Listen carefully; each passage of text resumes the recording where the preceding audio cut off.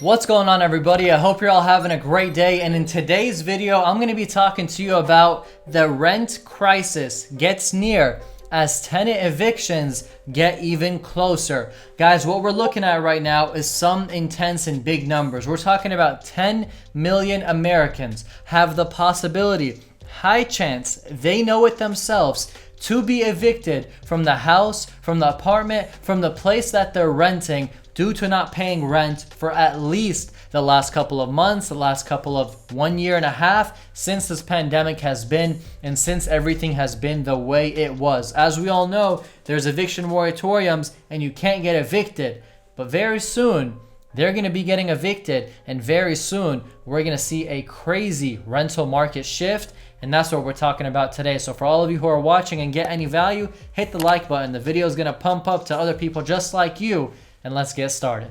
Now I want to ask you all who's watching this video a question. 10 million renters renting places to live in. What happens when these 10 million renters get notices to leave the place they're renting because they haven't made their payments for rent? Now you might be like, why haven't they made their payments for rent? Maybe they lost their job. Maybe they're trying to take advantage of the landlord. Maybe they're like, there's an eviction moratorium. I can't even get evicted. Why not live every single month without having to pay my rent? These reasons are real. People are taking advantage of the system and of what's happening. Now, what happens when the eviction moratorium gets lifted? What happens when 10 million Americans get evicted? What happens when all these 10 million give a huge influx demand into rental markets? What's going to happen to the markets? What's going to happen to rent prices? What's going to happen to the demand for rental properties? Now, I'm going to make it clear. You who's watching right now, you probably already know this. If you're renting a house or an apartment, it is not easy at all. You guys know how complicated it is, how tough it is, how much qualifications, how much recommendations, how much you have to do just to get into that door. You find a house you like, you got 20 other applications competing with you. You find an apartment, you're on a wait list to get in there. It's not easy, it's brutal. And what we're seeing right now is when these 10 million Americans get evicted, get their notices to leave, it's not going to be easy for them to go find a new spot. Do you guys know why? Number one, they more than likely lost their job, so they don't even have a record of history of income. Number two, they got evicted. They now have an eviction on their record when it's already tough without having an eviction on your record. Number three, after the pandemic, landlords got smart. Some landlords are like, I'm never getting another house again to rent. They just want out that market. Some landlords are like, look, if I'm renting to you, I want 6 months in advance of your rent. 2 months in advance security deposit. I want more than normal. I want you to have a better credit score. I want you to have more qualifications. I want to verify your job. Landlords are like, I'm not about to get stuck with having a tenant not paying me my rent. Because guess why? A landlord who doesn't collect rent still has to pay property taxes, property maintenance, property insurance, property mortgage. They still got to upkeep that property because they're not going to let it go they're not going to let their property just basically die. They're going to want to keep it alive, keep it looking good, even if the tenant's not good with them, because that's their asset. And they're not going to let it just melt. So therefore, these landlords are going to be like, look, if I'm getting a tenant, they got to be a good tenant. I got to make sure. And these 10 million Americans that are possibly going to be evicted, that they already know they're on the verge of that, those landlords who own those properties, they probably are scarred already. And more than likely, if they re-rent, they're going to vet the you-know-what out of that tenant. Or number two, they're going to sell their property and they're like, I'm out. I'm going to go invest in commercial real estate. I'm going to go invest in something else. I'm not trying to invest in no single-family door where if that tenant doesn't pay me, I'm basically screwed. Keep in mind, guys, mom and pop landlords, mom and pop meaning they own 5, 10, 15, 20, not big corporations or companies, make up a huge majority in America. And these mom and pop landlords don't got deep pockets. If they don't collect rent, there's going to be a problem. 1 month they'll live, 2 months they'll live, 3 months, 4 months, 5 months, 6 months, their reserves are out. They're going to have to make a decision. Should I pay my house mortgage or my investment property mortgage? Also keep in mind, You got $47 billion of rent relief that was given out into the markets. Out of the $47 billion, the purpose of it is to help renters pay their rent and pay their utilities and landlords to get their money.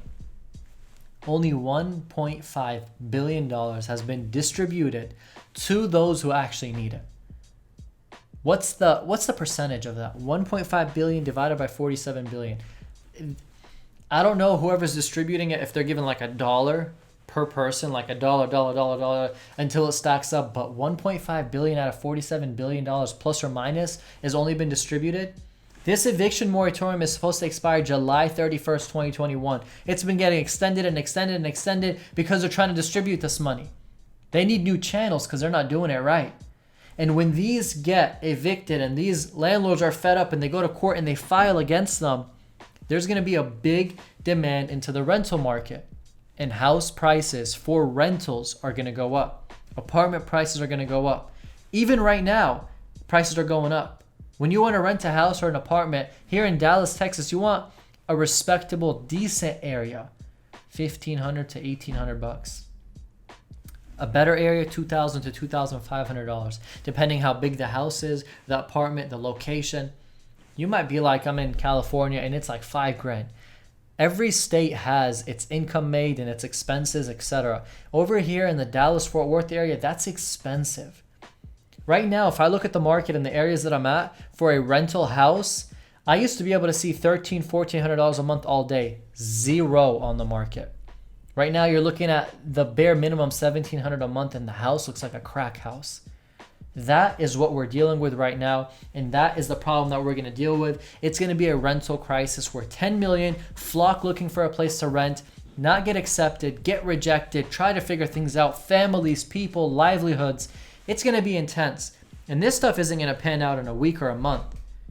When the eviction moratorium gets lifted, and then they go file, the landlord goes files in court, takes a month after that month, takes time, transition, re-rent, renegotiate, release. It's going to be a process. But when this process plays out, 3, 6, 9, 12 months, you're going to see a different market, guys. I'm giving you what I see happening as a real estate agent and as someone who reads the news a lot for the housing market, for the real estate market in whole. And what I'm seeing right here is house prices, we all know, are already unaffordable.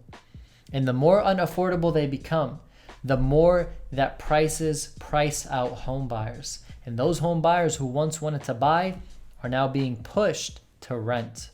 And being pushed to rent means that America's a renter's nation. Means that the American dream is not so much the American dream because nobody can even achieve it. Means that millennials already don't want to be tied down, so they're choosing to rent over ownership, over home ownership. We're seeing a shift, some crazy stuff happening. And over time, it's going to all play out. But as of right now, guys, this right here, take it seriously. If you're a landlord or a property owner or someone in the real estate market or someone just trying to understand how the world's working, real estate's working, or you're renting, you can expect next year they're going to raise rent prices because demand is there. When your lease is up, that new renewal is going to be hefty. And when these try to find a spot to rent, it's not going to be easy for them because qualifications are going to be 10 times harder. It's intense, guys, but this is what it is. Anyways, if you guys got any value, you enjoyed this video, you took away something, anything, hit the like button. I'd appreciate it. And most importantly, subscribe. I upload 3 times every week, and I don't want to have you missing out on what content I put out, and I'd love seeing you guys in future videos. Anyways, guys, thank you all so much for supporting, for watching, and for being here, and I'll see you in the next video. I'm out.